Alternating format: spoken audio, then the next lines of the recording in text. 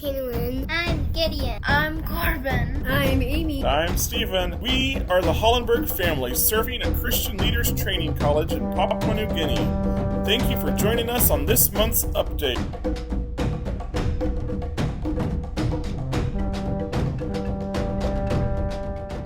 Hey everyone, we've officially survived our first month in Papua New Guinea, and what a month it's been.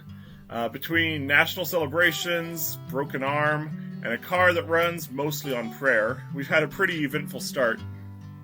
It's hard to believe it's already been a month. Time here moves both fast and slow, kind of like the internet. Yes, when our internet is up, we rejoice. But when it's down, we remember that we are on the mission field. Mid-September was a big deal here, PNG's 50th Independence Day. The entire country was decked out in black, red, and gold. There were flags everywhere, covering the hoods of cars or even the side mirrors on the cars. They were flying flags, tribal dances, painted faces. It was quite the sight to see. They even danced inside the grocery store while we were there. Yeah, that same week was also Gideon's 9th birthday, so it was the first birthday for our family to celebrate here. We couldn't quite pull off a big birthday party for him with a fancy cake. We hadn't made it to the bigger stores yet, but we invited his little neighbor friend who lives down the road. He came over and we did our best making a nice little party. Gideon didn't seem to mind too much that it was small. But just when we were catching our breath, unfortunately, Quinlan took a tumble into a deep ditch, and he broke his arm. Exactly the same way I broke my arm, the same arm when I was a child here. So we had to put pause on dinner plans, rushed him over to Kujip Nazarene Hospital, where Dr. Ben Radcliffe helped to set it straight. The poor guy was so sad, we felt so bad for him, but only 2 days later, he was back to his usual energetic self, running around the yard. He's also been fascinated by the toy cars that the local kids make out of sticks and flip-flops. Sometimes they use some kind of seed instead of a flip-flop, but some boys showed up the next day with some old sandals and made him one. He's been driving it all over.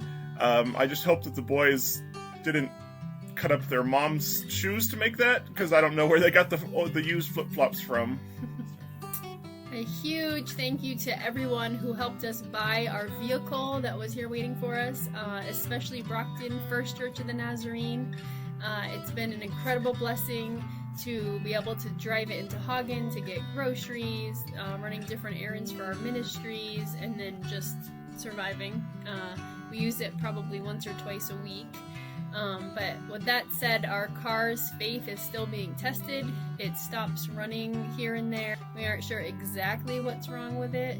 It could just be more moisture or bad fuel that we're getting at certain gas stations, but every now and then it just decides that it's had enough and it quits while Stephen is literally driving. It just kind of turns off in the middle of driving.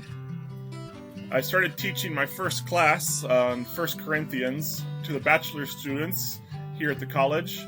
It's been a blast learning from them, trying to teach what I learned from seminary. The students have amazing insights about how the Bible applies in their own culture. They've been teaching me more about the challenges of contextualizing the gospel. My other assignment here is I'm helping with student housing maintenance.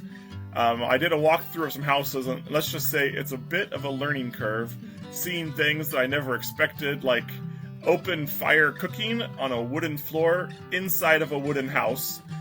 I've started working at the campus clinic just down the road. I've been shadowing and assisting Sister Tracy. She's the midwife here.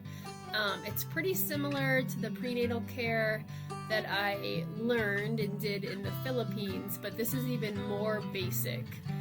This week I'm hoping to go to the clinic and get more involved in the outpatient side instead of just doing the maternal child's health side where I've been. The biggest personal need that we have as a family right now is a new water filter. The one that we are borrowing that was in the house is so slow that it can't keep up with the drinking water for 5 people. We actually were all dehydrating for the first 2 weeks trying to only use that before we found a place that we could buy bottled water. but that adds up fast. So we're getting enough water now, but we're having to buy water a couple times a week. The new filter that's going to come has to be shipped to us. They don't sell them here. It's going to be about $400, and we have to order that before December in order to make the next shipping container that's coming here. So again, that's another project if you desire to help with. Even with all the ups and downs that we've seen in this first month, we really feel God's faithfulness throughout our time so far. Through your prayers and through the students that we're working with, through the small daily moments, we're reminded that this is exactly where God has called us to be at this time. Please keep us in your prayers for the clinic, for our ministries, and for our family to continue to adjust to life in Papua New Guinea. Pray that Quinlan's arm continues to heal well and that our car can be fixed permanently. You can find all of our current prayer requests and needs in the description of this video.